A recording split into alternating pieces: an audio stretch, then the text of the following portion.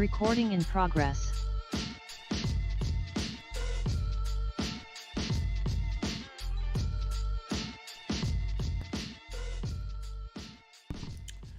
Yo, what's good? What's good? I'm your boy Trey Frazier. I got my brother Maestro Styles here with me. Yes, sir. What up, folks? Welcome to another episode of the Barbershop Sports Talk Podcast. Special shout out to all of our Facebook Live viewers, YouTube Live viewers, and our Twitter Live viewers. Make sure y'all continue to follow us on those platforms. And also, don't forget to follow us on Instagram at Barbershop Sports Talk Podcast. My brother Maestro, what's good, man? What's happening? What's good, man? Cooling, man. Just another rainy day. Well, not another, because it wasn't raining. It hasn't been raining too bad, but it's rainy as hell out here. I'm sure you know out your way it's raining. It's like hell too. Yeah. But we here. We got a lot to talk about this week. Yeah, we are here. Oh, let me rewind. What's Yesterday was my daughter's birthday. Let me say happy birthday to my happy baby birthday, Maya. Kamaya. Birthday. Yeah, Yes, I didn't forget that. Yes. I didn't forget that. Yeah. I one of my things today was to make sure I gave your daughter a happy birthday shout out. So happy birthday to you, Kamaya. And if I'm not mistaken, next year she's gonna be a teenager, right? Yep. Another set of problems, but you know. Yeah. But she down south with some family right now. So, if she's ever looking around on YouTube, because they do that sometimes. They looked up all my old music videos and stuff from 10 years ago. Yeah. If she stands around for about 5 minutes, happy birthday and I love you. Mm-hmm. And it is what it is. Yeah. Shout out to you, Kamaya. Man, I ain't gonna front, bruh. You sent me the invite to the pool party the day before. I was like, yo, I am so beat with all the traveling that we did. Like this past weekend was our first weekend home in a month. Mm-hmm. Yeah. And as badly as I wanted to come through for baby girl, I couldn't, bro. I had to get the rest in, man. It was cool. It was cool. That's what I'll say. It was cool. Mm-hmm. She's happy. Yep. That's what's most important. My pockets don't hurt as bad as I thought they would. So so that's always a plus. Yeah. So praises and glory be to the Most High, be to God. Mm-hmm. There was another birthday this past week. One of our faithful listeners, Mocha Bella, had a birthday last week, so I do want to wish her a happy birthday also. Absolutely, happy birthday. No doubt. I feel like this is like the women's episode tonight. Like everybody's got birthdays, accomplishments. And I can't wait to have on this guest who'll be on with us probably about the next 5-10 minutes. She goes by the name of Rita Hubbard, a.k.a. they call her the NFL chick in Baltimore circles. Ravens fan, 105.7 The Fan on the weekend. She does a show every Sunday afternoon on The Fan here. So I'm really excited that, she agreed to come on and, kick it with us for a few minutes and all that. So, I already knew what you was going to do. So you already knew what I was going to do. You know the deal, man. You got arm up, strap up. You know what I'm saying? Hey. And I found a Marquise Pouncey joint, from the 80-year anniversary joint. I found one of those today, man. So, I probably come with that. If it get here by next week, I probably come with the. I was just about to ask you. You ordered it already, I assume. Yeah. And it was dirt cheap too. So yeah. Okay. All right. Well, do what you gotta do, man. I'm gonna do what I gotta do on this side, bro. Speaking of women, let's continue the trend here. Let's pay homage and respects and give this tremendous athlete some flowers. Serena Williams is electing to walk away from tennis after, I guess, the U.S. Open later this month. So, and I think she termed it as she's evolving away from tennis. I think that's how she kind of phrased it. Yeah. But, congrats to the great Serena Williams on all the accomplishments, the Grand Slams, the titles, all that good stuff, man. I'll say this about Serena, and people say this about Tiger when it comes to golf and how Tiger moves the needle in golf. Serena Williams moves that needle for tennis. I mean, shit, not just tennis, but culture, period. Black culture, period. I mean, hell, not just black culture. Culture, period. Serena Williams was the biggest thing in tennis, but like so big in tennis that it spilled over to hip hop. Not to be too object, with the objectivity, objectifying. Mm-hmm. That's the word I'm looking for. Not with to be objectifying it this early in the podcast, but I mean, we know Serena was known for the best ass in the game. Mm-hmm. You know what I'm saying? Outside of her being a top 5 athlete, period. Not just in tennis, but period. Yeah. I think she was like top 30 or 40 highest earner in like some sports Forbes recently. Mm-hmm. Like legit the GOAT.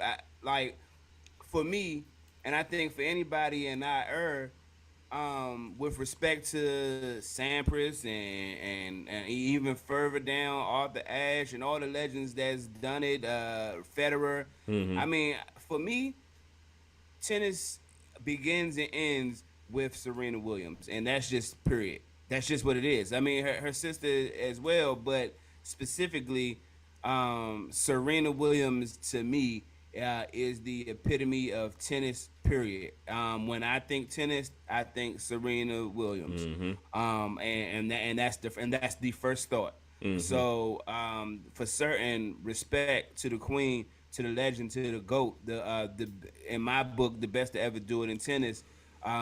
Period. Yeah. And she paved the way for some up and coming tennis players. Naomi Osaka comes to mind. Coco Gauff comes to mind. Yeah. You know what I mean? Like, she is really paving that path for these up and coming young greats that's, about to take over this and hopefully take over this game. Naomi is, I think she's great already. So we'll see what happens. We'll see what happens in regards to how tennis moves forward. Well, tennis is going to take this is a loss. I mean, there's no way to slice it. And that's why I said that she moves the needle for that. Yeah, this is a loss to tennis.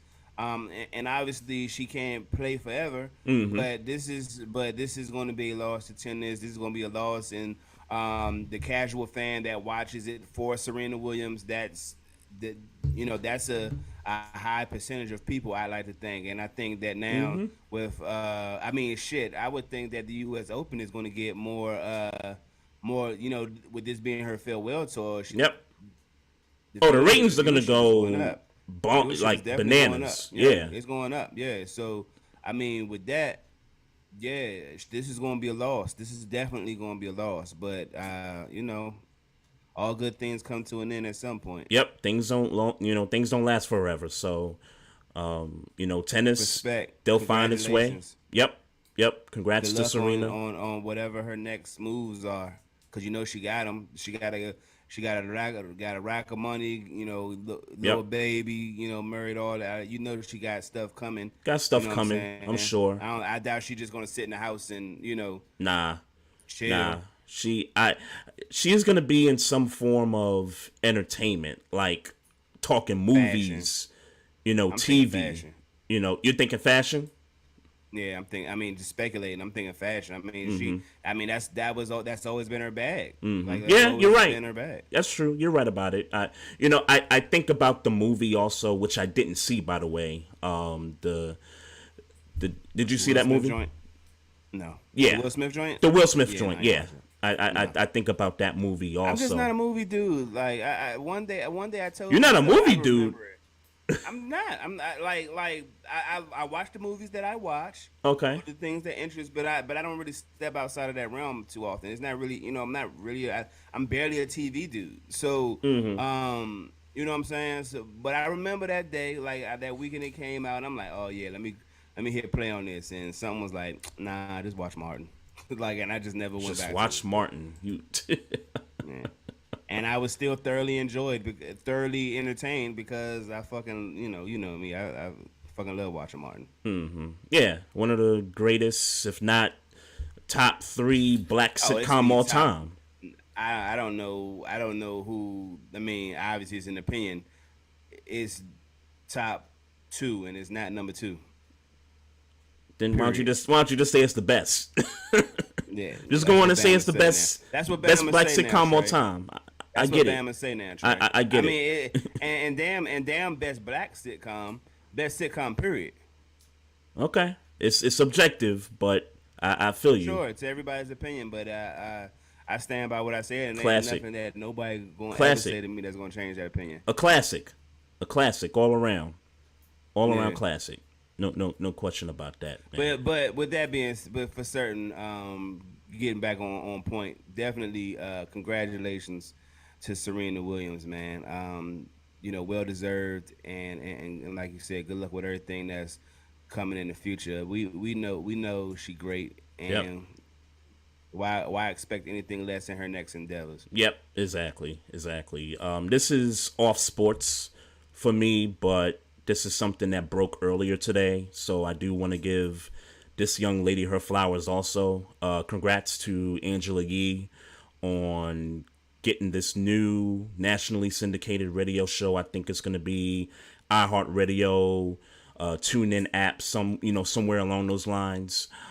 She's leaving the Breakfast Club, not immediately, but she said she has like another month or two to go before they decide on what direction they want to start her show. And so it's funny, she tweeted last night and said that, hey, the Breakfast Club is officially over, and people was kind of, reacting to that and trying to figure out, what's going on? Like, is the Breakfast Club really over? And this morning on the show, Charlemagne kind of gave her the floor, and she basically said, look, I got two nationally syndicated shows coming up.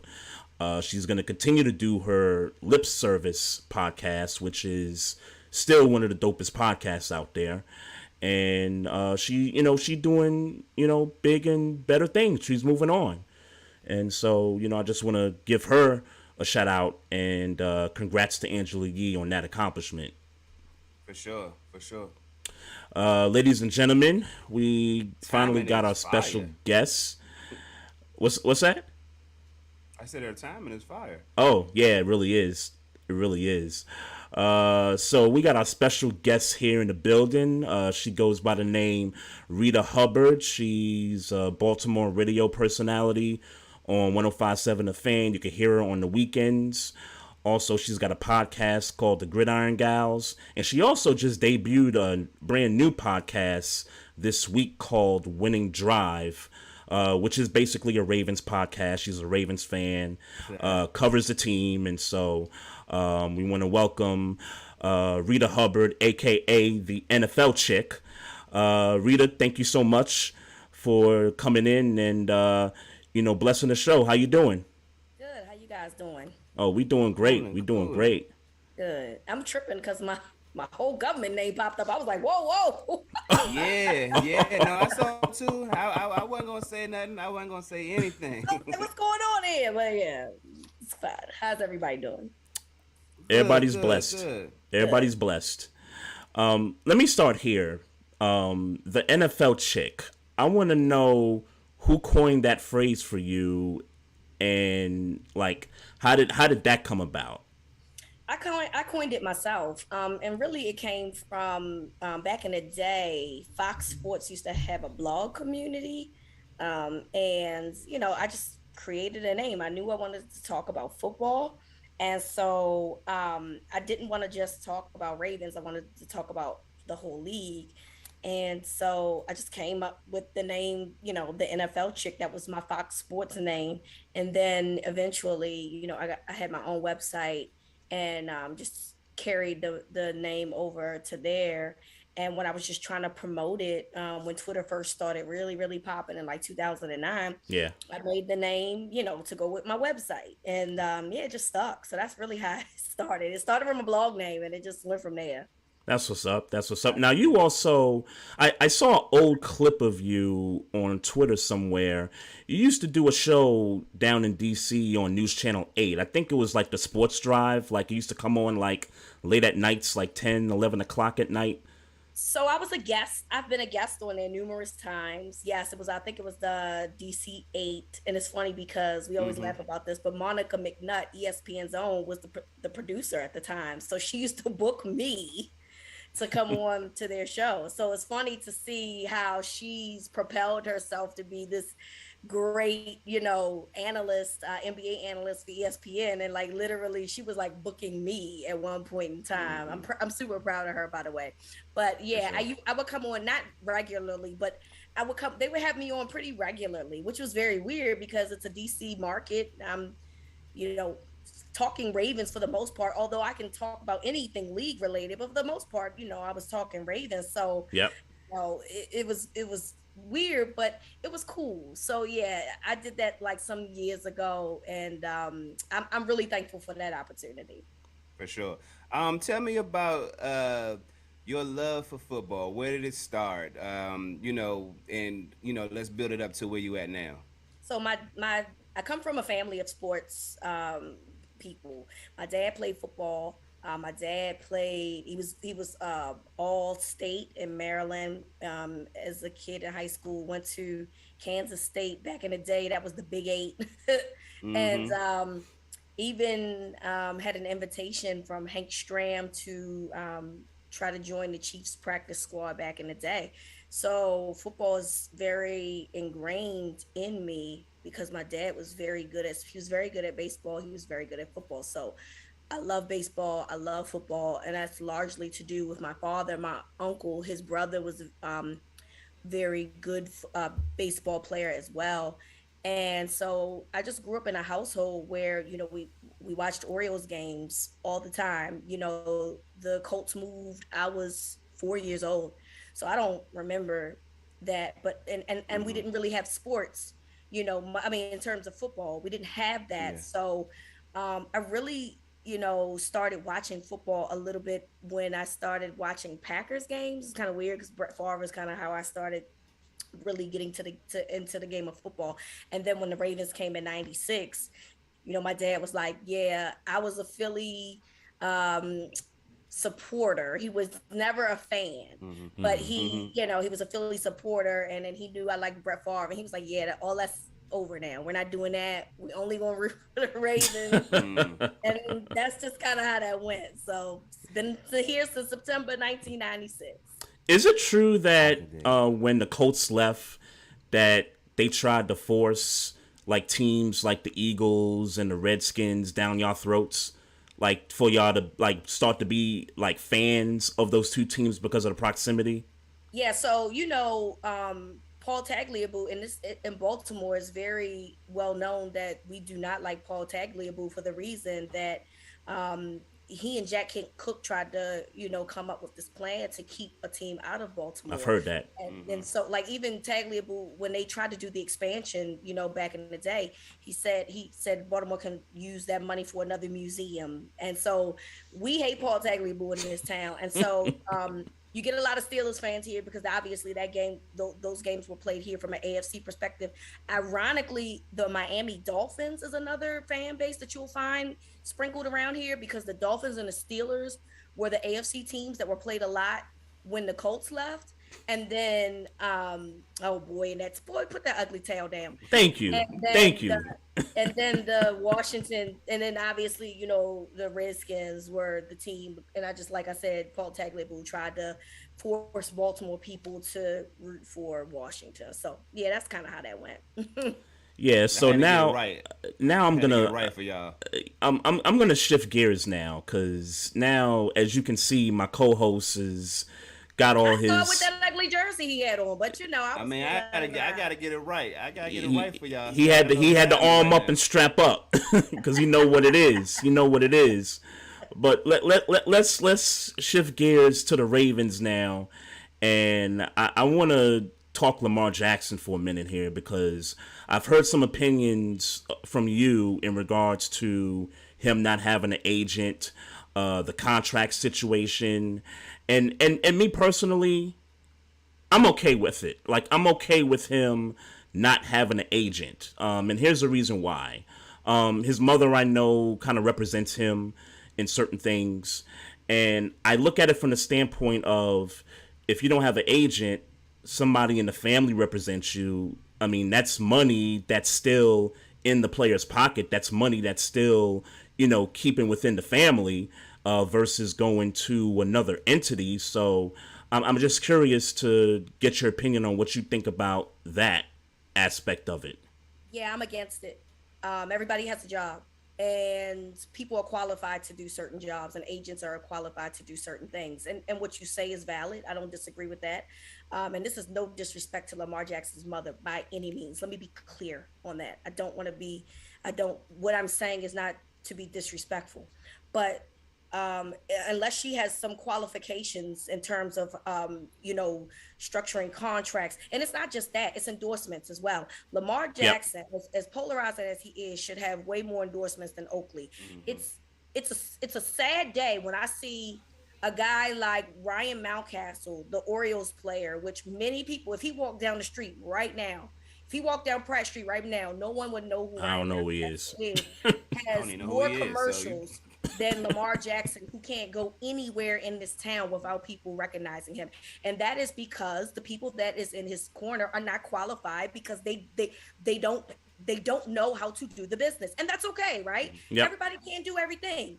But that's why you hire somebody. And I think we think that agents just do the contract. They do much more. They do more. Mm-hmm. They do way more. And if she was in that realm, I would have no problem with it. If this was like, she had some type of background in marketing or, at least, right? Because you can absolutely get a third party attorney read over the terms and sign the deal. That's fine. But again, agents do way more than just get guys to sign contracts for their teams. And there's a negotiating factor that's a part of the qualifications that she clearly doesn't have. So, I just want us to be okay with people having a place. I want us to be okay with agents.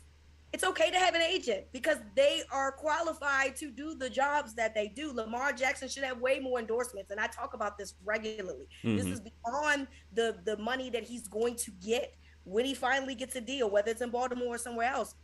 It's about everything else. He should be on every billboard in his town. He should be on every other commercial. I don't care if he says a word. Just his presence alone should be on TV, and yet we don't get that from him. And it has a lot to do with the lack of experience in his camp. And that's why I want him to have an agent. Yeah, you make a good point. Yeah, I like your point way better. I like your point way better than Trey's. he's just saying that to get under my skin. Look, listen. Rob Gronkowski doesn't even use his salary. He has told us that the money that he lives off of is his endorsement money. The money that he makes from the league, he puts that away for, investments, family, or whatever. Lamar should be in the same predicament simply because of who he is. That's the part that bothers me. He should be making so much more money. He literally trends every other day. Capitalize off of that. Find a way to get some money off of that. And that's the problem that I have. Yeah, they hating on him. Do you think that the lack of marketing, the lack of how do you think that has something to do with where they rank Lamar as far as his play on the field? Because this is a constant conversation that me and Trey have where we say, Lamar Jackson is a top 10 quarterback. He should be in that conversation. And for some people, a top 5 people, he feel like he should be a top 5 quarterback. And he's consistently left out of these arguments. And as a Steelers fan, I'll be objective for about another week or two.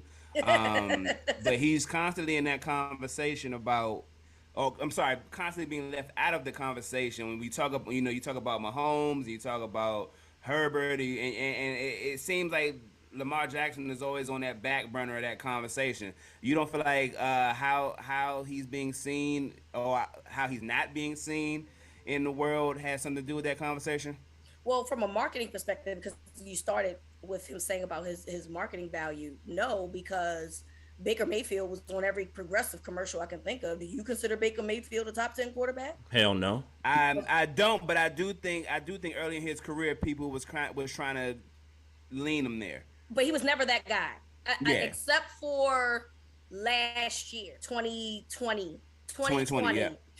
He really didn't live up to any expectation, and I don't. Some of it was no fault to his own, and then some of it was, right. Yeah. But I'm just making the point. Like, ultimately, nobody said Baker Mayfield at this moment in his career is top 10 quarterback, right? And I'm gonna tell you something else too. I'm gonna give you a little bit of tea too. In terms of that whole top 10 list, sometimes you know why that's driven? Agents. Now, I don't care about that stuff. I don't, because it's all for engagement. Yeah. Right. But stuff. Look. People pay for for their names to be put on the list. Dak Prescott, love Dak Prescott. I love Dak Prescott. Dak Prescott should not be on the list, and that's just where I top 10, not top 10. No, he's right outside. Don't get me wrong. This is no disrespect to Dak, but or if you want to put Dak over Justin Herbert, that's fine too. I don't have a problem with that. Right. But I'm making the point that Dak Prescott is not better than Lamar Jackson. That's what I'm saying. So. Okay. I think that Dak Prescott is a good quarterback. I'm not denying that. He's good, yeah. Yes. Do I think he's in the upper echelon? Yes. Do I think he's in the top 10? No. But you know what? We don't know we don't know what his agent said and what the relationships that he has with ESPN to put that man on this list. And sometimes it is very political that way. It does work that way. And so that's another reason. I don't care about that, but for the people that do care, sometimes it's because the agent put your guy, your guy or your nemesis on a list that they are interesting. on. and when you play for the Cowboys, you might not need an agent because the Cowboys always get burned. So Cowboys are the Cowboys, yeah. Mm-hmm. How do you think his mother or whoever's representing him, his family representing him, how much do you think that's going to affect his eventual contract? And then you also said, to add the kind of two-parted, but I noticed that you said it, with another team. What's the probability you think he doesn't sign with the Ravens?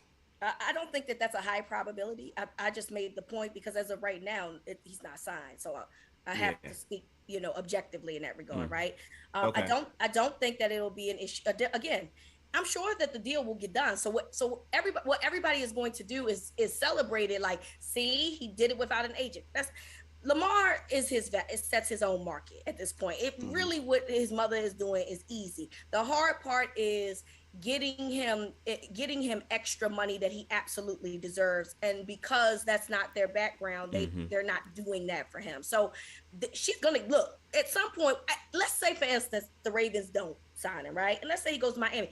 There's no way that the Dolphins are going to be like, we can't sign you because you don't have an agent, right? They don't care. Yeah. Somebody does not care about any of that stuff, right? And they're going to sign him, and that's the bottom line.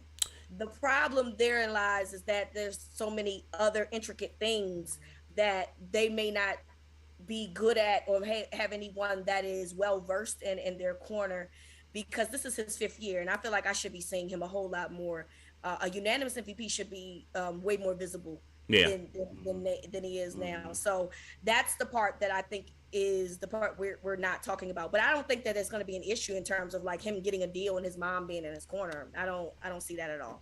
Yeah, you make a good point earlier when you were talking about he should be on more billboards, because when I ride around town sometimes on a daily basis, it's like, damn, like, I don't see Lamar on these billboards. I come down. Justin Tucker on the Rofo and right. Justin Tucker getting endorsement deals with and all that stuff. So yeah, you make a good point. He should be more noticeable around town, and we don't see enough of that. Big part of that is because the representation that he has is not experienced enough to do that. And I am not saying this as a term of disrespect. I'm just saying it as a term of reality, and that's just what it is. I agree.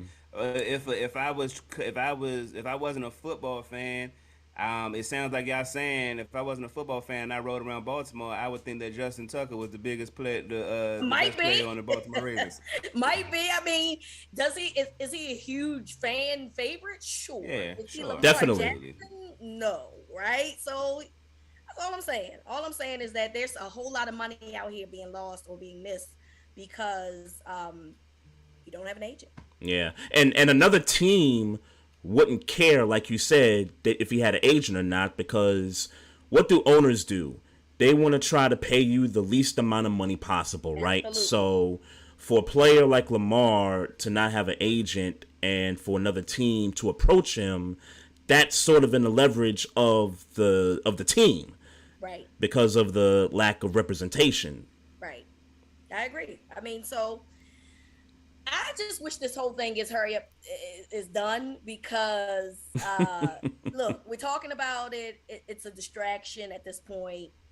You know, you really want to try to move on and worry about the season, but then we're gonna have to talk in the entire season if they don't get this done. So it's just an ongoing conversation that feels very redundant, particularly if since we have no idea what his side is saying because he's not represented, so they're not giving Right. to the media to tell us what's going on. Right. So, And the media is kind of pissed off about it. I get the sense that teams, media, and other outlets are kind of chomping at the bit. And I honestly think this is part of why he gets so much hate and why he's left off of a lot of top 10 lists is because Lamar is sort of doing it his way.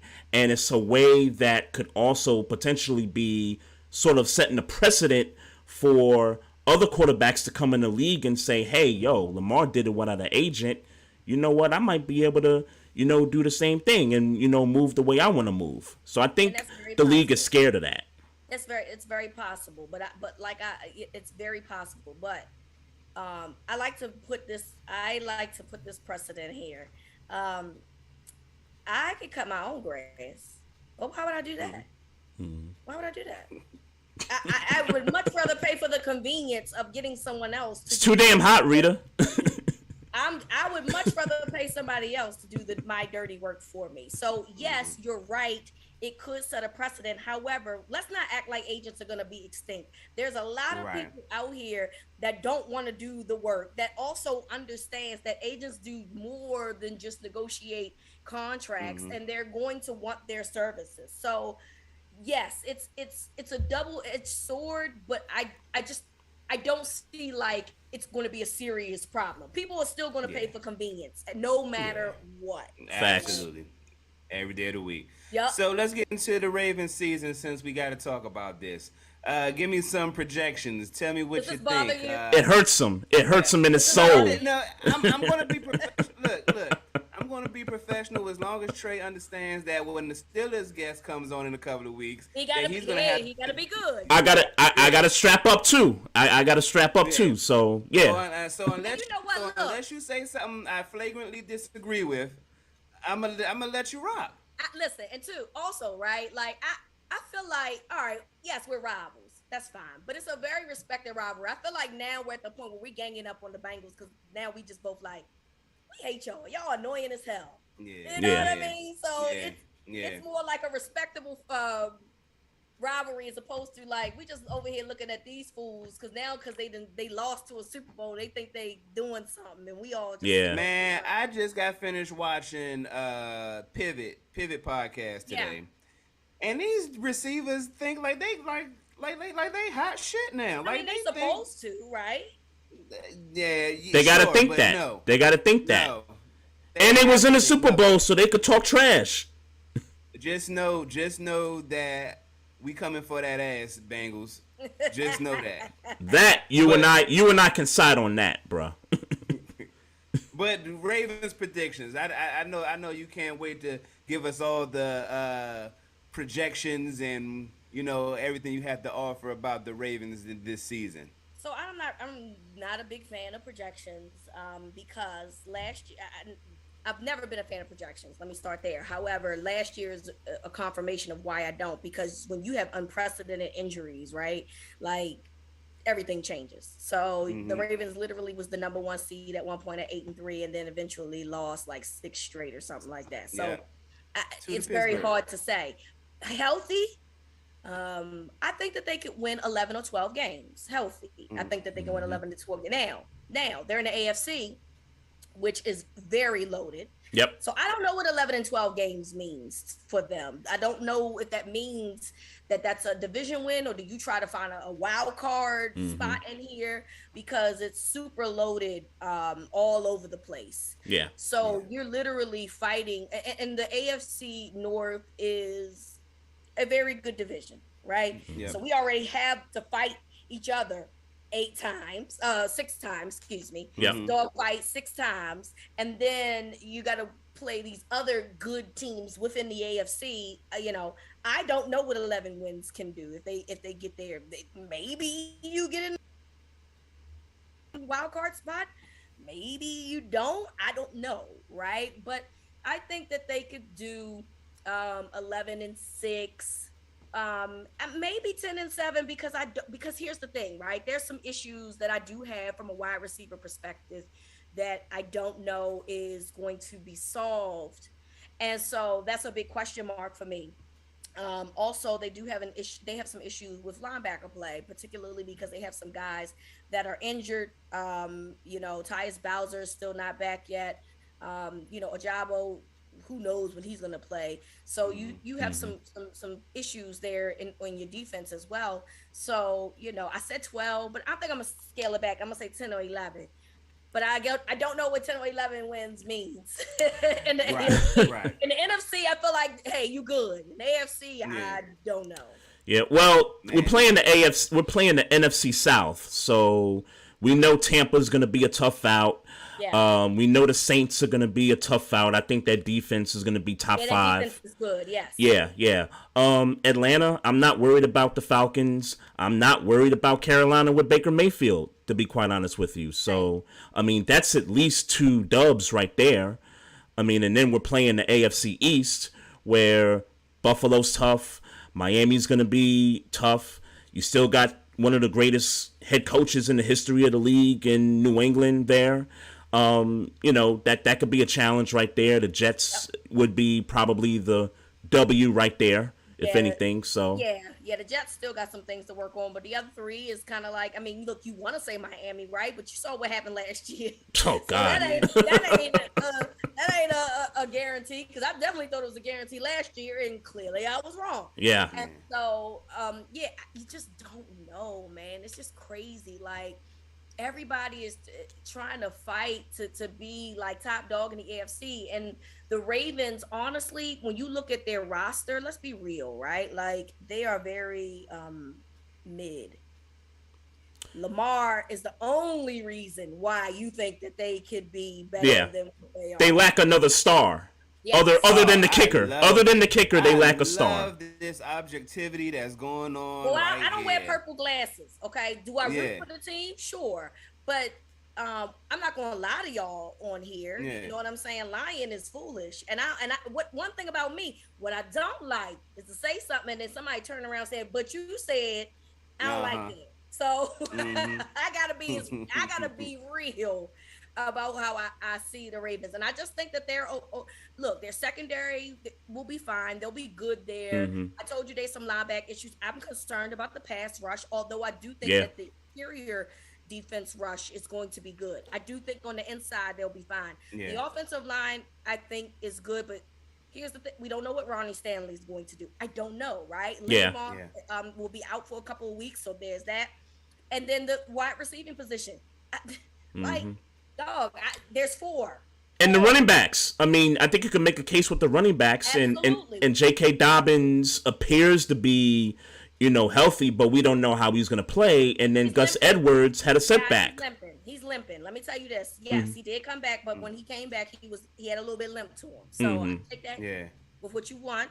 But to me, I don't know if he'd be ready week 1. That's just how I feel about the situation. So, yes, you do have a concern with the run. That's what I'm saying. There's so many question marks all over the place. And the only reason why people can really say that this team will be competitive is because of number 8. Yep. Because he has a skill set that is very unique and that could bring a lot of these mid players together. And do And the tight end. And at least if they being mid, he fast enough to get past the defense. Listen, well, we know the tight end situation is probably the best situation that they have. They have, so Isaiah Likely is a guy that they drafted. But I'm going to assume they're going to use him as a wide receiver. And the little things that I've seen out of him from camp have been really, really good. He's catching everything. He's getting open. So that's pretty much the only thing I'm excited about at this point from an offensive perspective is the tight ends. Because I don't have any concerns from the tight end perspective. Everything else, though, is just pretty much a crapshoot. Yeah, and the kicker spot. Like, you're confident with the kicker. Yeah. You're confident with the tight end and the quarterback, but everything else, particularly for me on defense, it's edge rush for me. You know, because when you playing running backs that can hit that edge and go uphill, and you can't catch them, that's a problem for me. And it seemed like since Suggs left the team, we haven't really had that one consistent pass rusher that in crunch time he can, shut an offense down. I like Owe. This is his second year coming up, and so I'm confident that he will, first of all, probably get more snaps. Secondly, get more pressures. And so I like what he can do. The problem is that what's happening on the other side. That's my big question. The one good thing that, like I said, that I do like about this defense is I do think that the front line, the interior line, is going to do some damage and get some pressure on the quarterback, which is also very important. Yeah. But on the edges, like I said, a little iffy. Away, I'm confident, but I don't know about over here. Like, what are we expecting Justin Houston to be the guy all the time? If so, we're in trouble. Yeah, man, he's still on the roster, bro. No, I'm aware. He's still there. Surprisingly, yeah. It's not that surprising. Yeah, no, he played well. He got rotated a lot. So that was pretty much the issue. But my thing is like, he's not a spring chicken, so are we expecting this dude who's been in the league quite some time to be the impact player? Maybe he can be, but I mean, I doubt it. Nah, that's a big problem. That. Like, if he leads the team in sacks, that's a big problem. I agree. I complete 110%. That's a big problem. Agreed. So, let's stay with the NFL for a second. So I saw your IG story the other day, and you said you had some things to share about what you thought about Deshaun Watson. Me and Maestro, we had the discussion last week. Since then, the NFL appealed the Sue Robinson 6-game suspension. So now here we are, where the prediction is that he might get the full season suspension. Your thoughts on where we're at with Deshaun Watson? So I want to be clear that the Sue Robinson case, although it was 6 games, I believe they only gave her 5 cases to look at, which led to the 6 games. But in her statement, she read him for filth. She called him a predator. Yeah. Okay. So, let's be clear that it's not like she was giving him grace. I think she just went with what they gave her, and that's what it was. Now, I don't know why we're doing this horse and pony game, because the CBA contract allows Roger Goodell to do. He can put the punishment there. I don't know why he's doing this independent stuff. I guess to take some pressure off of himself based on whatever punishment he's going to do. But if that's the case, that's very cowardly, in my opinion, to get somebody else to do your dirty work for you. Then you come out and say yesterday or the day before yesterday that you believe that his practices, that what Deshaun Watson did was predatory. Well, then make a decision and stop trying to get other people to do your job for you. That's the problem that I have with this situation. If we're all saying the same things, if Sue Robinson's saying the same thing, Roger Goodell's saying the same thing, but Roger Goodell has the power to do something about it, then you do something about it. Stop getting, I'm going to get this guy to be an independent person. Look, do what you need to do. Let NFLPA go to court. You the NFL, you ain't fit to lose, so it is what it is. And what the thing is, people keep saying, well, if they appeal it and they sue them and take it to court, well, they're not suing for the 6 games. They honored the 6 games. So he would be suspended for those 6 games. They'd be suing for the additional games if he is deemed, suspended for, indefinitely or the year. So no matter what, he can play in preseason all day, but week 1, he can't play. It doesn't matter, right? Because they didn't challenge the 6-week suspension. They're challenging potentially a longer suspension. So I just want him to stop letting other people do his dirty work. I want you to do it. Do it yourself. Because you have the power to do it yourself. Yeah. I mean, it's you kind of saying the same thing we said last week, like because I wasn't totally abreast of the situation, and I was just like, I mean, just on its whim, that don't make sense. Why even hire the person Sue Robinson if you was just going to say, nah, I don't like what you did? Thank you. Makes no sense. It makes no sense at all, and I think we even alluded to your answer after a good 10-minute talk. That it was like, look, clearly he's trying to make himself not look to be the bad guy. Like, oh, and then even after a woman, and I think that plays a part. After a woman came in and gave him what he would deem to be a nice penalty, to kind of go against the like it's pandering. That it's pandering. Is what it is. What it is. It is pandering. Is exactly. Yeah, it's exactly what it is. And yeah, you know, you say cowardly. I mean, I'd like to call him a bitch for it. Like he's definitely like that's bitch activity. Like stand on who you are, stand on what you're going to do. Because at the end of the day, they not going to like somebody not going to like it. You know, so like and sure, like it's not like he hasn't been the topic of these conversations when punishment needs to be held down. It's like, bro, like you didn't get yelled at about one. It's the same thing as like it's gonna be the same thing. Somebody's not gonna like it. Like stop being a bitch about it. Like just go ahead and do what you gotta do. And I understand that there's nothing in, you know, the CBA that has a specific timeline for offenses. I understand that it's fluid, right? Based on each case. But my thing is like, you can't tell us that Calvin Ridley is out for the year for playing on FanDuel on his phone. Yeah. And then tell us that Deshaun Watson gets 6 games when he just settled like with 24 people and then has another civil case that potentially is going to a criminal case. Like, you can't like make that make sense, right? Like, you can't make, you know what I'm saying? So it's just kind of like, yo, just do the job. Just stop trying to get everybody else to do your job. It's like you said, stop pandering and just do it. And like you said, somebody ain't gonna like it. And if they challenge it, then let them challenge it. But ultimately, you have the power to say that you want him to be suspended for longer. Stop bullshitting. Just do it. Yeah. Just do it. Yeah. Just do it. If Sue Robinson was out of the picture and Goodell handled this from the jump, he would have handed down 6 games. So You think so? I don't think so. You don't think so? I don't think so. No. He pussy. I think he said this whole. I think to think about it. I think this whole thing was a play.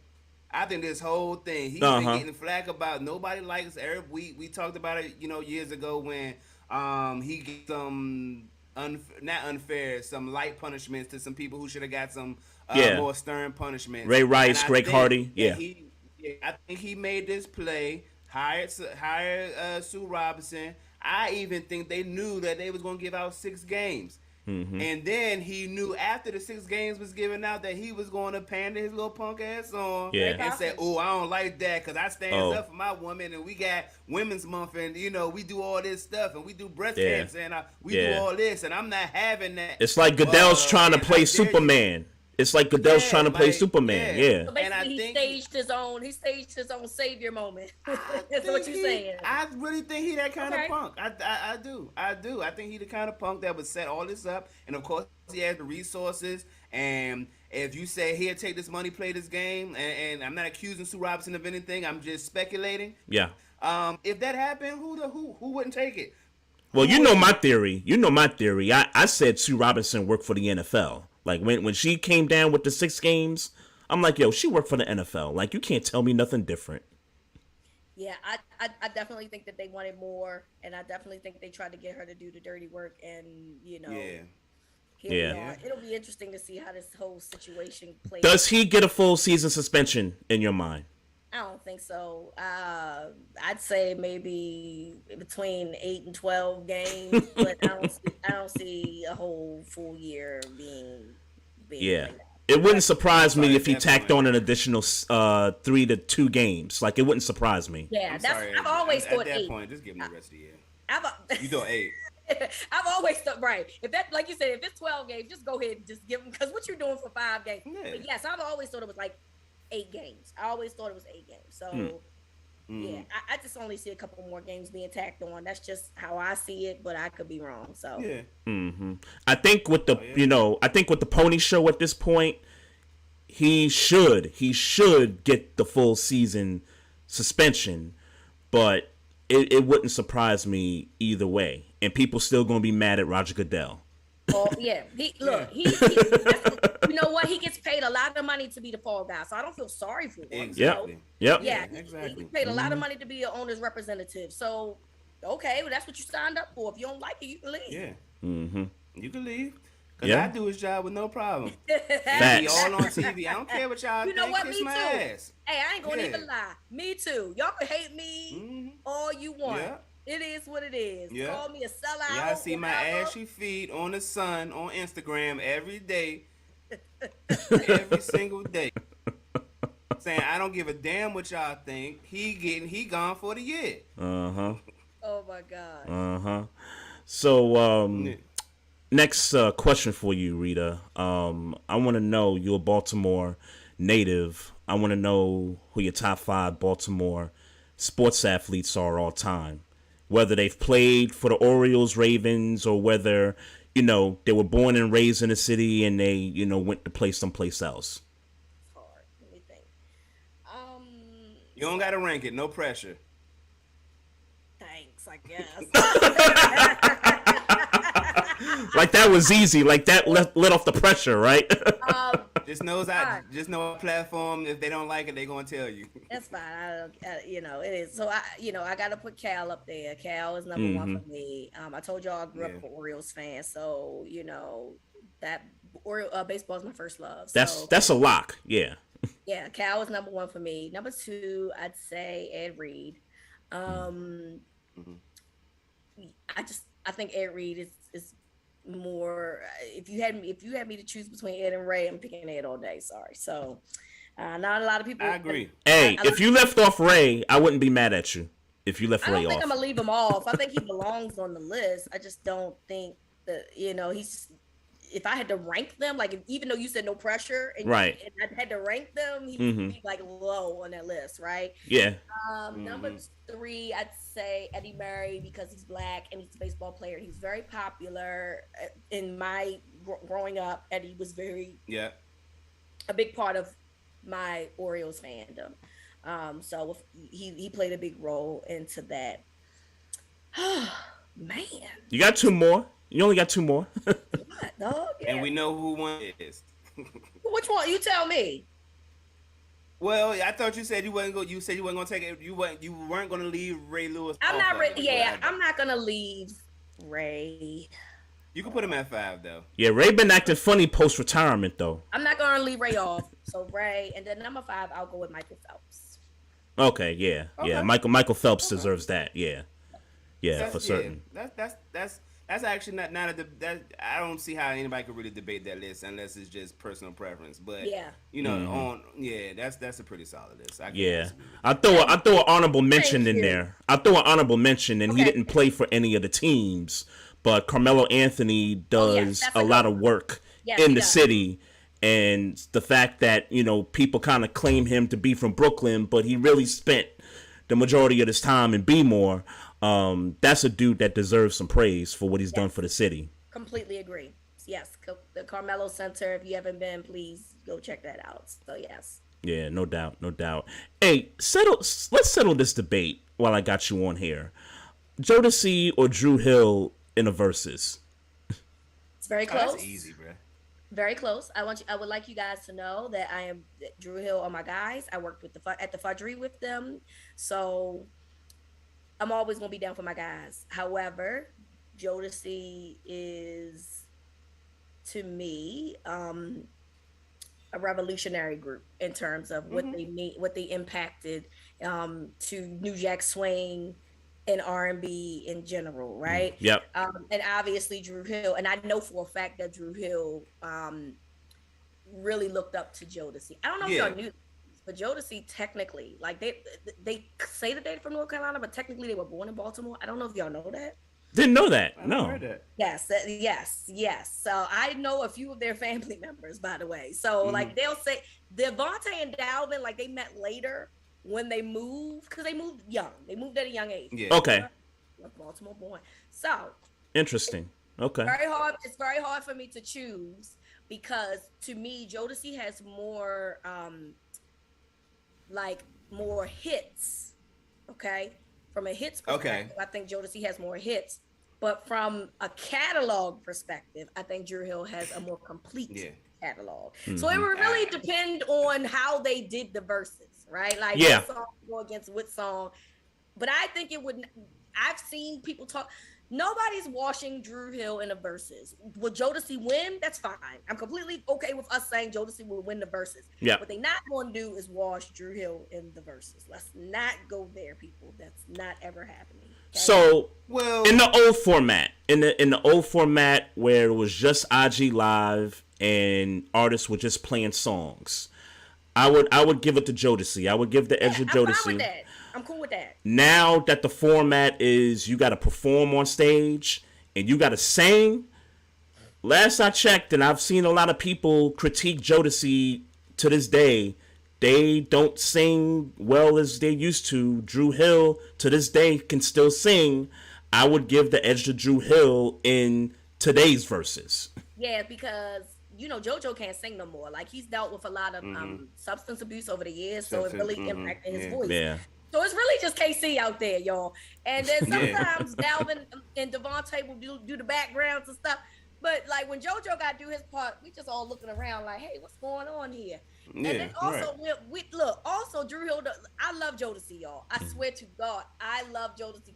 I was the biggest Jodeci fan growing up. However, I ain't never seen no Dru Hill video when they was singing in the studio that it gets played as a joke when they was singing "The Time Is Slipping Away," and I ain't never seen no Dru Hill member be on some man's neck in a crowd stealing chicken from people. Okay? All right.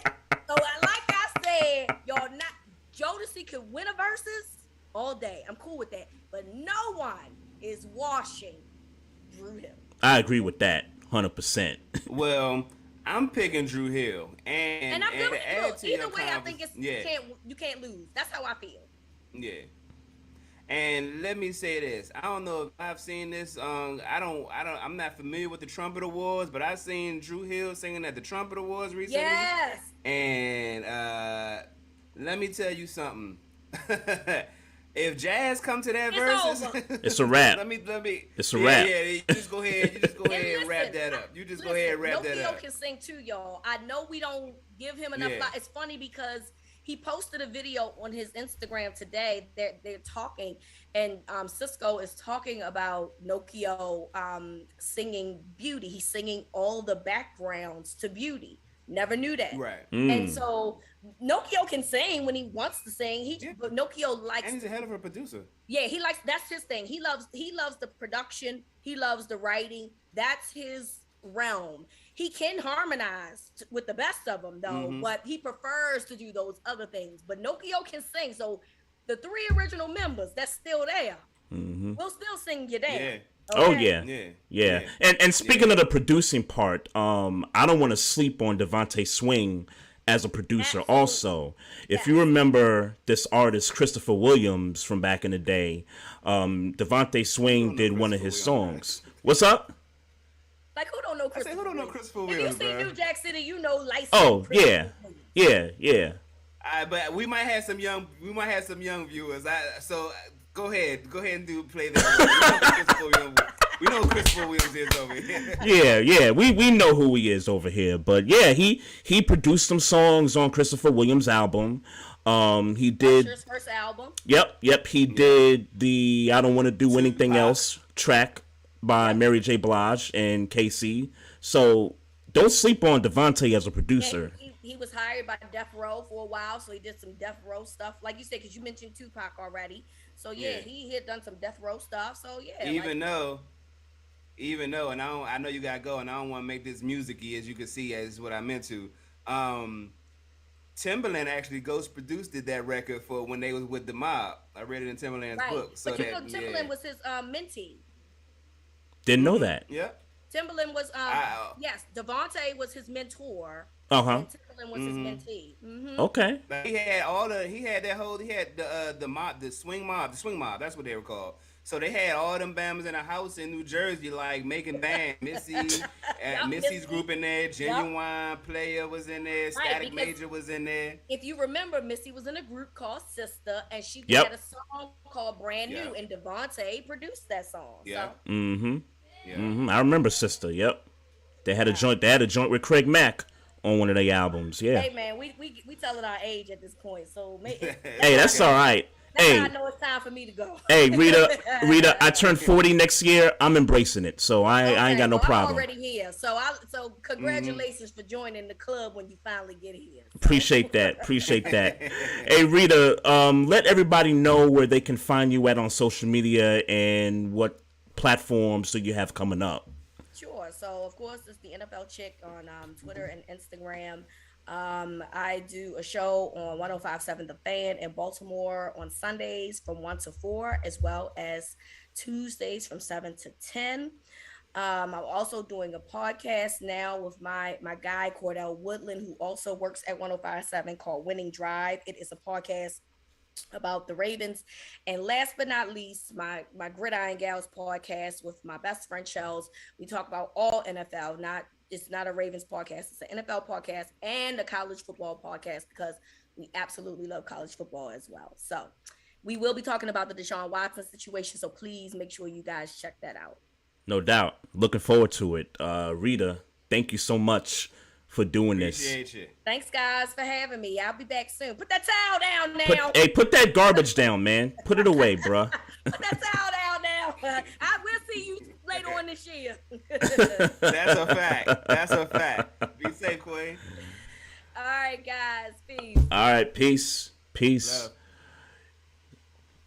Yeah, that was dope. That was Rita Hubbard there. She's known around here as the Shout out her NFL chick. government name as if she just did not say something about her government name being all over. What's it. that? Say her government name as if she just didn't come straight onto the podcast. Oh, I didn't say talking Rita. about, That's my fault. That's my fault. No. That's my fault. But yeah, You're a wild boy. she goes by the NFL chick. Glad she was able to come on, man. Been trying to get her on for a while. So, but the timing was right, and appreciate everything that she does in the city, and her sports talk and all that good stuff. So, listen, man. We just got a little bit more stuff to talk about, man. Want to get into the Brittany Griner thing, which is bullshit. I'ma just flat out call it what it is. Flat out call it what it is. Here's my question, and I've asked family this question also. So I know there's this thing where they can bring her back home. They've been talking about this exchange for someone here in the U.S. that I guess the deaf merchant is what the guy's called. The deaf merchant, right? So that's his nickname. Yeah. So my question is, Brittany comes home. Is she serving those 9 years, or is she free, or does the U.S. find a way to reduce that significantly? Well, I would assume I don't know shit about international affairs. Me neither. But I would assume that if they made the swap, then you're in U.S. prison. Then U.S. government could do what they want to do with U.S. With a prisoner being in the U.S. Right. I would assume. With that being said, Trey, I was listening to other people talk about this subject, man, and I don't think that she's going to do 9 years. I don't think she's going to do close to 9 years. Mm-hmm. Is the sentence still bull? 100%. I disagree with it. I don't, that's bullshit. I think, a lot of people look at this as a race thing, and when I really think about it, it's probably more of a Russia saying, hi, one of your people. I think it's more of a America beefing with Russia thing with her, Yeah. war and everything they got going on. Mm-hmm. I think more of that than any other racial things that people are talking about. Look, the sentence is bullshit, and to add to it, I think a lot of people talking about, well, this person over here did, something similar and only got this, or this person did it, did this, and this is worse or less than, and everybody comparing it to other cases. Yeah, like apples to apples, trying to make the comparison. Like I know, it's not necessarily. Well, yeah, I think is that, like, look, sure, to the people who say, she knew what rules was and she broke the law, yeah, that is a valid point up until since we recognize that the sentencing. So yeah, you prosecutor, yeah, sure, but sentencing her, even if she's not going to do it to 9 years, it in my opinion, a bit much. It ain't a bit. It's too damn much. Yeah. It's overly excessive. And that's just what it is. In my opinion, that's just what it is. I think the Russian government has failed Brittany Griner. It's not even that they owe any loyalty to her, but they failed her in terms of that sentencing. Yeah. And U.S. is failing Brittany Griner because, look, man, that sentence is too much, and you should be able to get her home. You should be able, I saw somebody tweet this, and I almost retweeted it, but I realized I don't want to retweet that. Trump would have got Brittany Griner home. That was a tweet that someone said. That was a tweet that somebody wrote. And they're basing it off of him getting ASAP Rocky home when he got busted overseas. He got people out of jail. He got people out of jail. Like, and this is not me. One of the Ball brothers, too, I thought, too. I thought he did something where he got one of the Ball brothers home, too. Yeah. So, I will say that whatever is going on as to why it can't happen, this should be a couple of points off of Biden's. If we were to evaluate how he's done things as president so far, this should be a couple of points off his evaluation. This should be a blemish, no question about that. Yeah, I think the disappointment for me too, in addition to the excessive, in addition to the lengthy sentence, is that Brittany Griner played in Russia not just last year, but she played for years overseas. Yeah. She made a lot of money there because she can't make the money in the WNBA here that she can make over there. So she's played over there for years. So I'm sure that she has connections with coaches, people who run that league, whatever league that is over there, important people. I'm sure she runs into all kinds of important people that are in Russia. Here's the thing, Trey. I don't know that those resources that you're saying she has are really credible resources, and that's the disappointment. Either they're not credible resources, or they wasn't really fucking with her to begin with. And, right. And I hate that it had. Either way, I hate that it had to come to this for her to find out that either they're not credible resources or they are credible resources and don't fuck with her. Yeah. I hate that it had to come to this, but here we are. Yeah, that's the disappointment for me. Like, you just laid it out there. Sure. They're not credible, and I think they are. I don't know what the answer is. Right. I don't know if they're credible or they are credible, and they just don't feel like this is something that they should look into and get rectified. Mm-hmm. But yeah. I tell you one thing, God willing that she gets out, if I'm her, I'm never coming back. Listen, I've had these conversations with my family in regard to the story, and I said, look, there's a lot of other places I can visit in this world. I could go visit the West Indies. We just came from Canada. It's not a bad place to go. I enjoyed myself. I can go to Mexico. I can go to some of these other places. Across the pond, Europe, Russia, them other countries over there, if I turn, God forbid, I get to 90, if I get to live to be 90 years old, and I look back in my life and say I never been to Europe in my life, I'd be 100% okay with that. Yeah. I would. Paris though, London. I would. It wouldn't bother me. It wouldn't bother me. And it's not to compare those countries to Russia. Spain. Not to compare. Yeah, I get what you're saying. Not to compare. Not to compare. I guess the point I'm trying to get to is that we have freedoms here in this country compared to other countries, and when you step foot in another man's land, it's not the same as if you back home. You know what I mean? Like your head. I mean, our heads are already on a swivel here. Your head got to be extra on a swivel when you go to other countries, because you don't know sometimes what their laws are.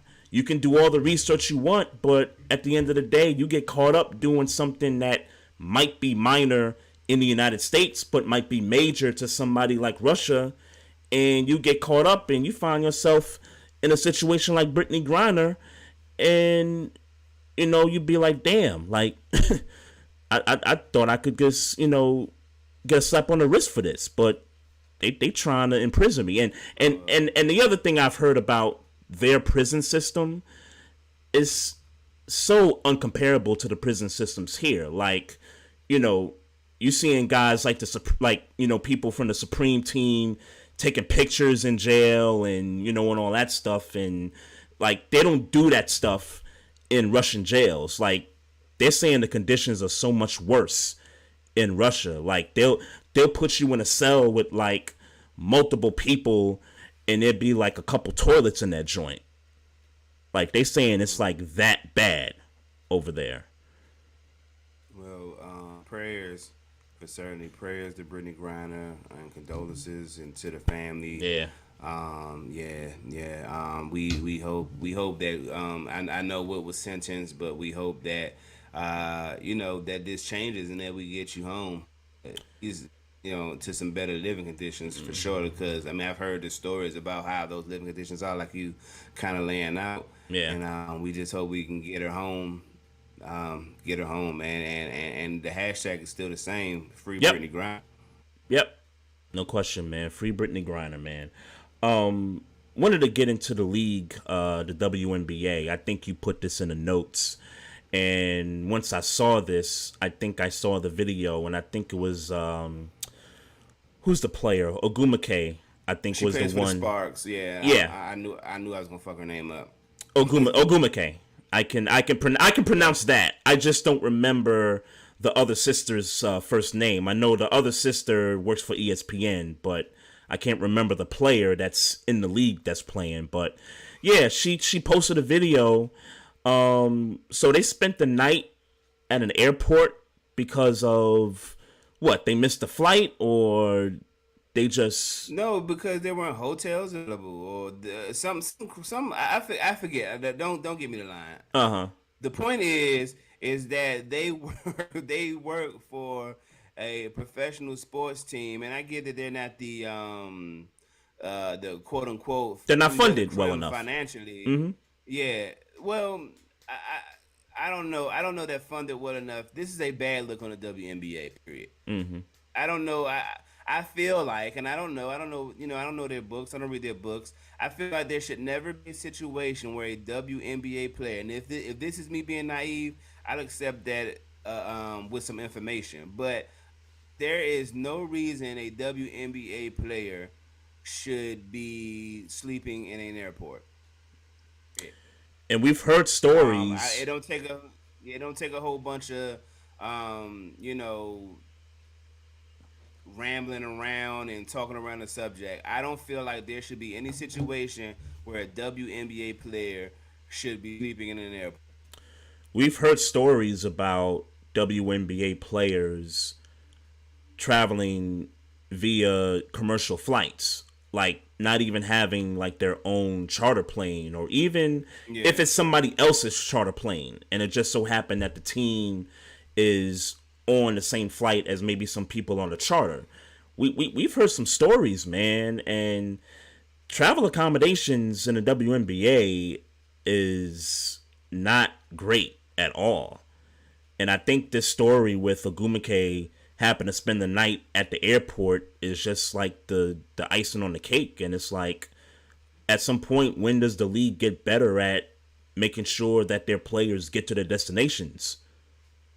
Safer, better, in a better manner. Yeah. I don't know, and it's not okay. And I don't know, and I don't even know the answer to it. But I know that this is not okay. This is not acceptable.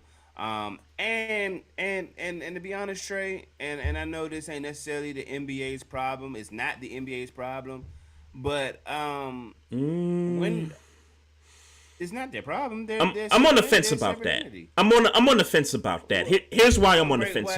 Here's why I'm on the fence about it, because most of these owners, and I think we talked about this months ago when we were talking about the WNBA and how some of these teams make more money than other teams because owners that own teams in the NBA own the WNBA team that plays in the same city. Gotcha. And I'll throw an example out there. The Mystics and the Wizards are both owned by Leonsis. Mr. Leonsis, I gotta hold you accountable. Like if the Mystics have issues with travel to their destination safely to get the games, you got to be the one to step up and say, hey, we're not going to accept that, because you wouldn't allow that for the Wizards. Well, let's just get straight to the shits then. Yeah. Should Jeannie Buss be held accountable? Mitch Kupchak or whoever. Yes. Yes. Any owner that owns a WNBA team along with their NBA franchise should be accountable. Okay, so then my second question is do we know that the Lakers own this? The Lakers owner group owns the Sparks? I don't know that for a fact.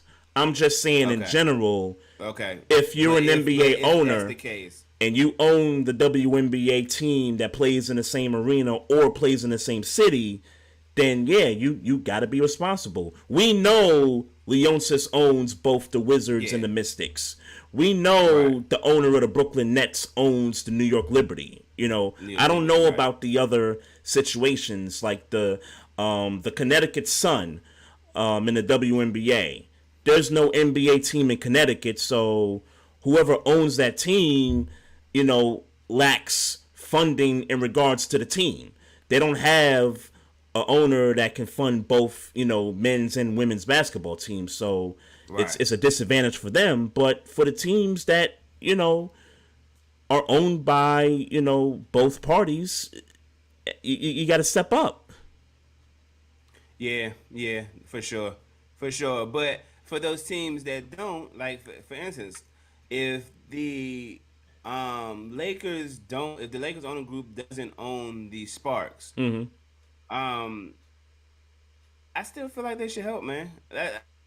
They should. Like they should help. I agree. They should. I don't think they're entitled to. They should at least help. I don't think they're obligated to. Their responsibility, but I think they should help, man. I think if you agree that you know, this league should be you know, like the little sister, if it, you know, for all intents and purposes, then you should treat it as such. I mean, I think that the NBA puts on this persona that they care about what happens to the WNBA. I mean, mainly because women patronize both groups, you know, both sports.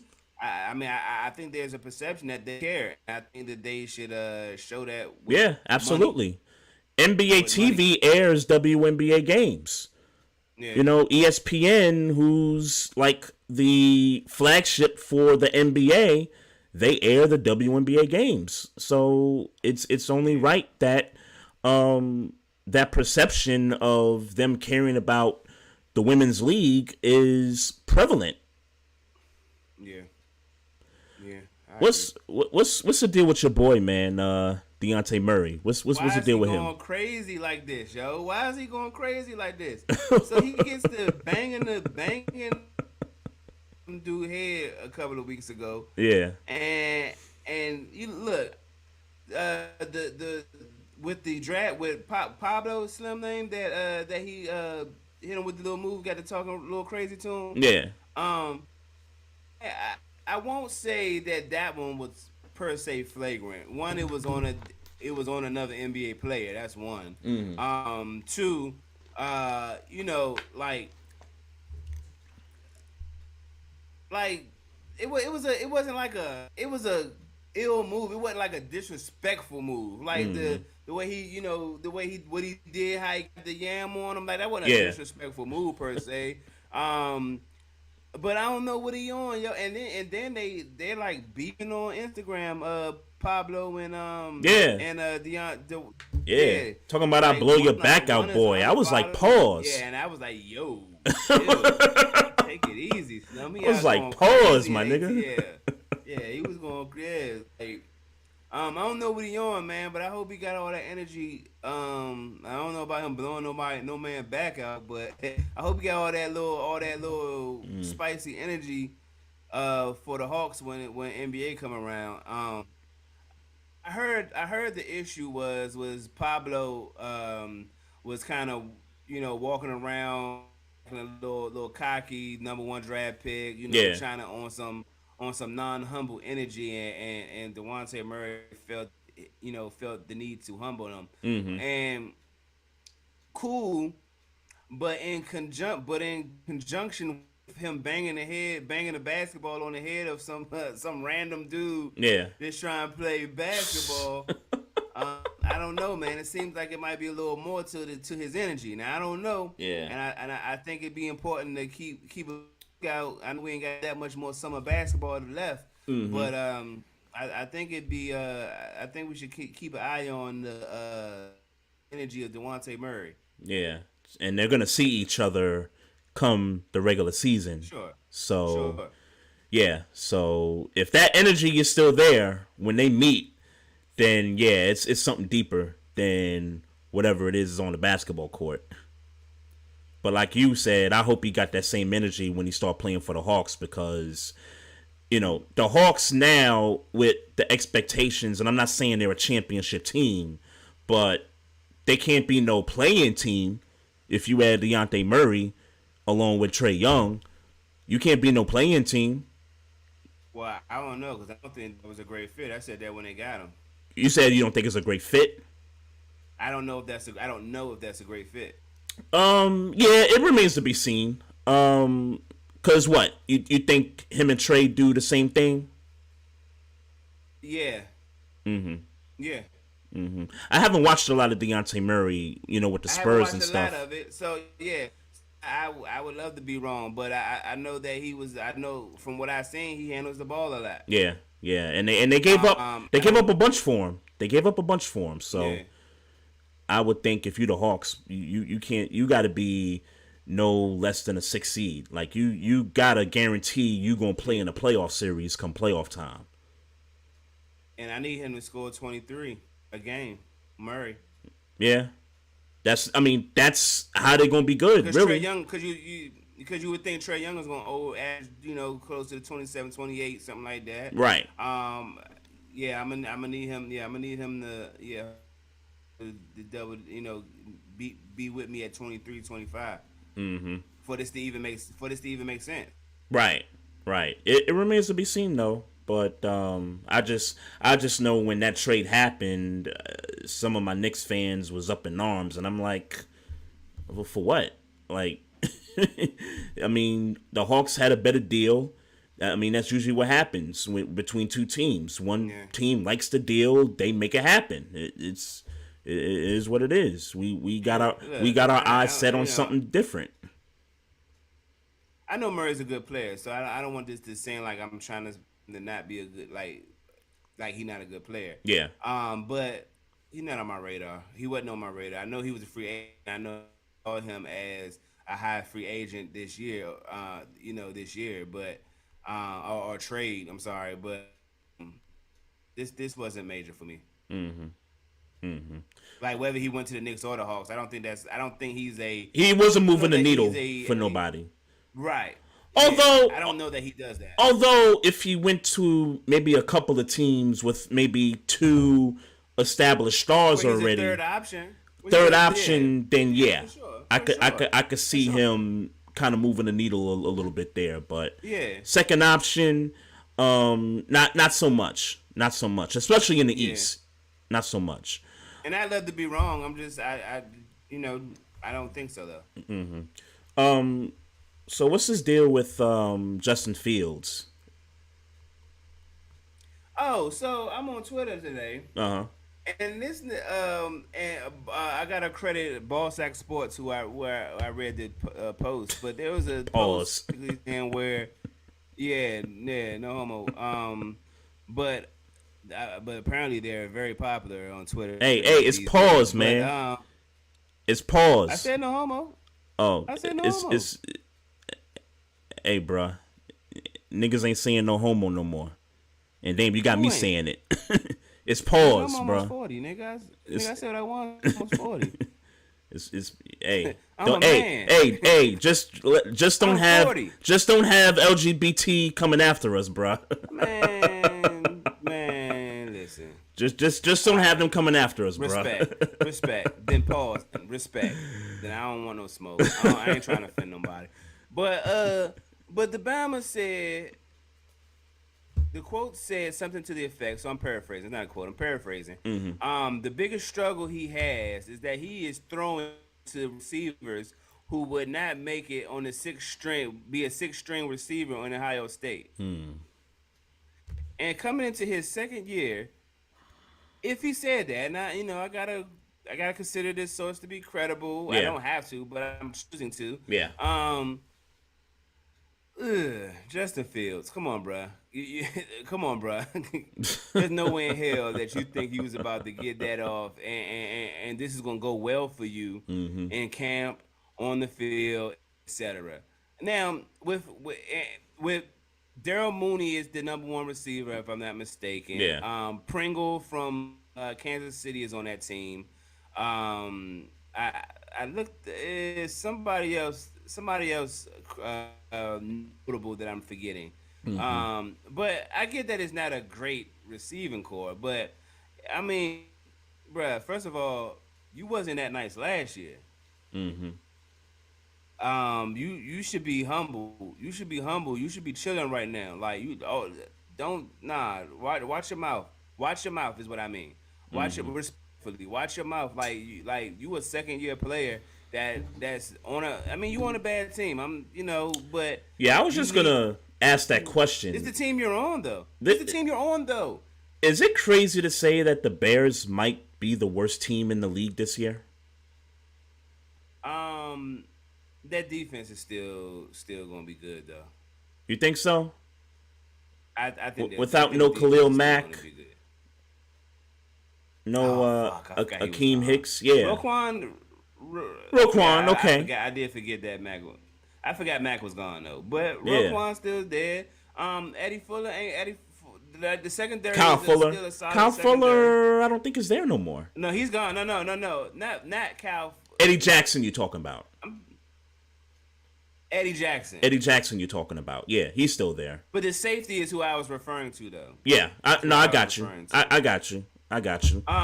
But that'll be the strength of the team. The defense is not going to be trash. Right? Yeah. The defense is not going to be trash. Yeah. I don't think they're going to be the worst team, and I guess then the next question would who's going to be the worst team.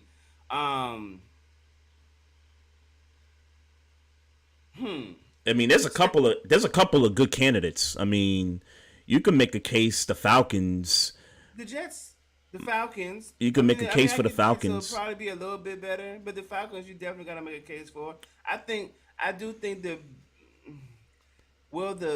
is their starting quarterback right now. What team is that? The Falcons. Ain't Mariota's starting. Mariota's the starter. Mariota's the starter. Their best player on the team is the tight end. Yeah. So and he don't have no quarter like. Yeah. With all due respect, they don't have no quarterback. You can only do so much as a tight end. You know what I mean? Like. Yeah. Yeah. I mean, Seattle, you could make. I don't think Seattle's gonna be the worst team. I don't think You don't think so?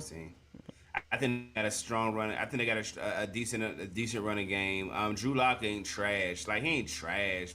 Who they running back? Because Chris Carson retired. Carson retired. Ain't it Penny who's still there? Rashad Penny? I thought he left. No, he's in New York. Yeah. He's with the Giants, right? Shit. Yeah, right. Yeah, they might be trash. Never mind. That's what I'm saying. Like, who's the running back? But DK's still there though. Yeah, I mean, DK can only do so much. If you're the best player on the team, you can only do so much. Throw it up in the air. Yeah. Throw it up in the air. And but in the same conversation with Chicago, their defense ain't. Nah, they kind of trash too. What, Seattle's defense? Yeah, they kind of trash too. Yeah, definitely. Well, go ahead. Nah, I was just gonna say, I don't think Chicago will be the worst team though. To answer your question. Mm-hmm. Yeah. Got a couple people in the chat here. Chief Rocker Jersey Vern from the Facebook Live chat. What's up, man? We got Walt Dog 1234 on the YouTube Live. Says the Panthers are tanking. Giants are tanking. I disagree. I don't think both of those teams are tanking. Not when if you're Carolina and you trade for Baker, you ain't tanking. I'm sorry. Yeah, y'all trying to win games. Y'all trying to win games. Y'all got Robbie Anderson. Y'all got DJ Moore. Y'all got a young defense, up and coming defense in Carolina. Y'all not tanking. Yeah. And I don't care for the coach. I disagree with that at all. But they got to win some games, else they gonna get them up out of there. Well, I think more importantly, they're trying to win games. Right.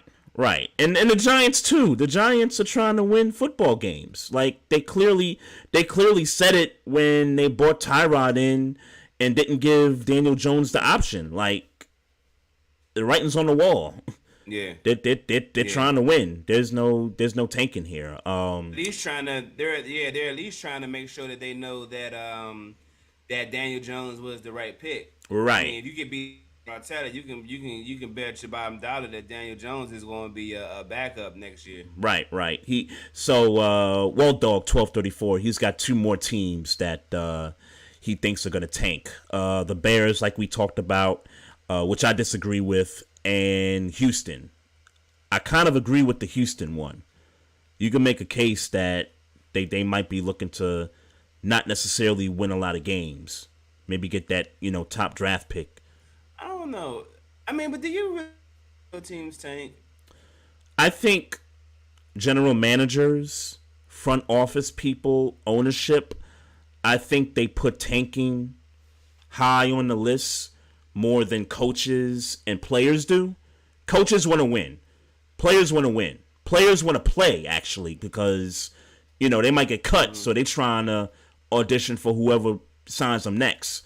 But I think it's an interesting dynamic. I think front office people put tanking up on the higher list. Okay. Yeah. He also says Denver's going to be bad, which I disagree with. I disagree with that. He says Pittsburgh is not going to be good. Yeah, my man got a lot to say, man. I don't know who Walt Dog 1234 is, but he talking that talk. Shout out to you, man. But nah, bro.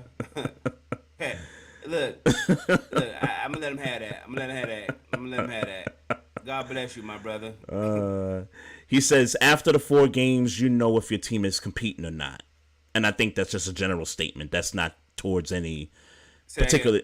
After 4 games, if your team is competing or not, and I think he means that generally. I don't think he's calling out a particular team. And I disagree with that too. I disagree too. I disagree with that one. I mean, 100%. Look at the Dolphins. They started 1-7 and they end up 9-8. So you can't tell me that's that's true.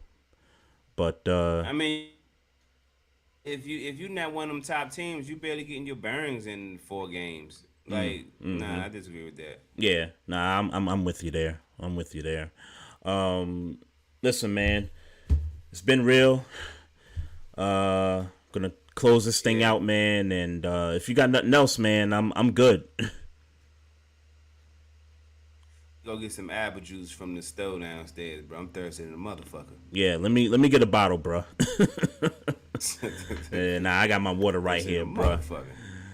Shout out to I'm gonna say her name right without not giving out her government name. Shout out to the NFL chick, Rita Hubbard. Shout out to her for dropping through. You know, bought the energy and all that good stuff. We appreciate that. Shout out to Walt Dog 1234 and Chief Rocker Jersey Vern in the Facebook live chat, YouTube live chat. Appreciate all the viewership. Appreciate the listenership. Make sure y'all check out this episode wherever you get your podcasts. And don't forget, check us out on social media. You can follow us on Twitter at Barbershop SPOR2. You can follow us on Instagram at Barbershop Sports Talk Podcast. Make sure y'all click the like button on the Facebook page. Also, subscribe to the YouTube channel. And if you got questions or comments about the show, just hit us up on the email at barbershopsportstalk1@gmail.com. So, and here go Walt Dog again. You right about that, man. The Ravens do need a veteran wide receiver. That's the second thing I'll agree with you on. All right, bro. Appreciate everything you do with this podcast, brother. All right, bro. No doubt, no doubt. Y'all have a good week, and we'll be back with another one. Peace, folks. Y'all have a good night. Love. Recording stopped.